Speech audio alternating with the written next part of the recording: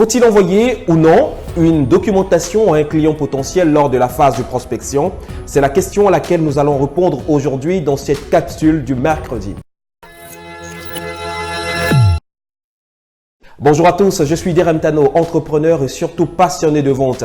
Au quotidien, j'aide les entrepreneurs et les commerciaux à augmenter de façon significative leurs ventes et à devenir de véritables performeurs. Aujourd'hui, nous allons répondre à l'objection « Envoyez-nous une documentation ». C'est une objection qui revient très souvent lors de la phase de prospection. En effet, les clients potentiels utilisent cette objection pour se débarrasser de façon polie des vendeurs, pour éconduire de façon polie le commercial. Alors, faut-il envoyer ou non une documentation lors de notre phase de prospection lorsque le client potentiel nous le demande?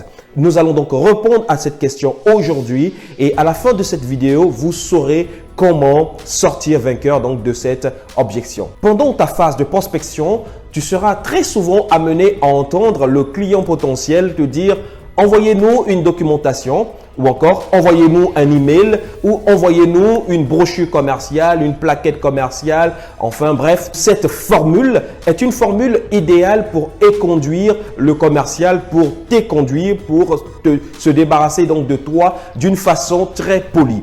Alors, faut-il envoyer une documentation ou non? Ma réponse est catégorique non. Il ne faut jamais envoyer une brochure commerciale à ton prospect lors du premier contact téléphonique, en fait, lors de la prospection. Il est important de se rappeler quel est l'objectif de ta prospection. En général, quand nous avons une action de prospection, quand nous sommes commercial terrain ou entrepreneur, lorsque nous avons une action de prospection, l'objectif principal est de décrocher un rendez-vous. Point. L'objectif principal étant de décrocher un rendez-vous, nous ne devons pas perdre de vue cet objectif et se presser d'envoyer donc une documentation au client. Car la vérité est que 9 fois sur 10, le client potentiel ne lira jamais ta brochure, ta documentation. Mais mets-toi un peu à sa place. Nous recevons énormément de publicité via notre mail ou encore via donc notre boîte postale. Et les clients n'ont pas le temps. Les clients potentiels n'ont pas que ça à faire. Ils sont occupés à bien d'autres choses. Alors, une brochure commerciale envoyée par mail ne sera pas lue 9 fois sur 10. Ça, soyons clairs. Voilà pourquoi il est important pour toi de ne pas perdre de vue l'objectif principal qui est de décrocher un rendez-vous avec ton prospect. Alors, comment donc répondre lorsque le client potentiel, lorsque le prospect te demande de lui envoyer un email ou de lui envoyer une brochure commerciale? Aujourd'hui, je partage avec toi 2 réponses possibles. En fait, ce sont les réponses que personnellement j'utilise régulièrement et qui fonctionnent très bien et qui me permettent par la suite de décrocher le rendez-vous avec le prospect. La première stratégie que j'utilise personnellement pour traiter de façon efficace l'objection « Envoyez-nous une documentation » est de jouer la carte de l'humour et de faire passer donc à travers ma réponse de l'humour pour détendre mon prospect et créer donc l'environnement propice pour décrocher rapidement le rendez-vous. Alors, lorsque le client me demande de lui envoyer donc une documentation lors de la phase de prospection, je lui réponds ainsi.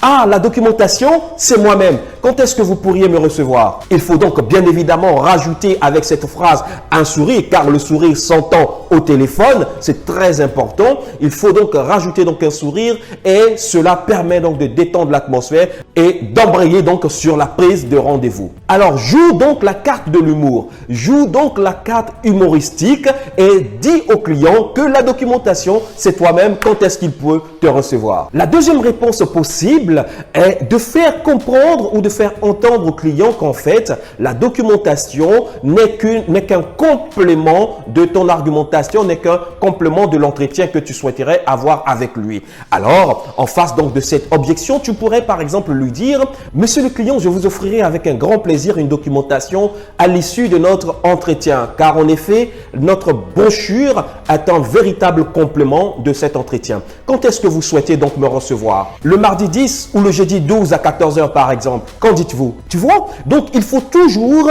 embrayer, il faut toujours enchaîner donc sur une proposition donc de date de rendez-vous. Et n'oublie surtout pas, il faut toujours utiliser donc la stratégie de l'alternative. Ça veut dire en fait, il faut toujours proposer au client deux dates qui, dans les deux cas, sont en ta faveur. Alors, pour résumer, face à l'objection « Envoyez-nous une documentation », tu peux premièrement utiliser donc la touche de l'humour et dire au client que la documentation, c'est toi-même et quand est-ce qu'il peut te recevoir. Et ensuite, enchaîner donc sur deux propositions donc de date de rendez-vous.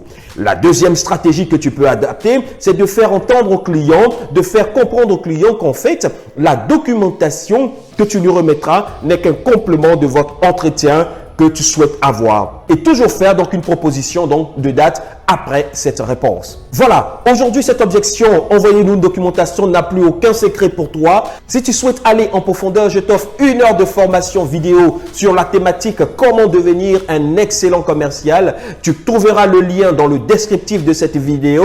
Tu as juste à cliquer sur le lien, à rentrer ton adresse mail et à recevoir de façon automatique l'ensemble de la formation offerte, plus d'1 heure de formation offerte sur la thématique comment devenir un excellent commercial. En attendant, je t'invite à t'abonner à cette chaîne, à liker, à commenter et surtout à partager au maximum cette vidéo car elle pourrait donc aider une autre personne qui en a besoin.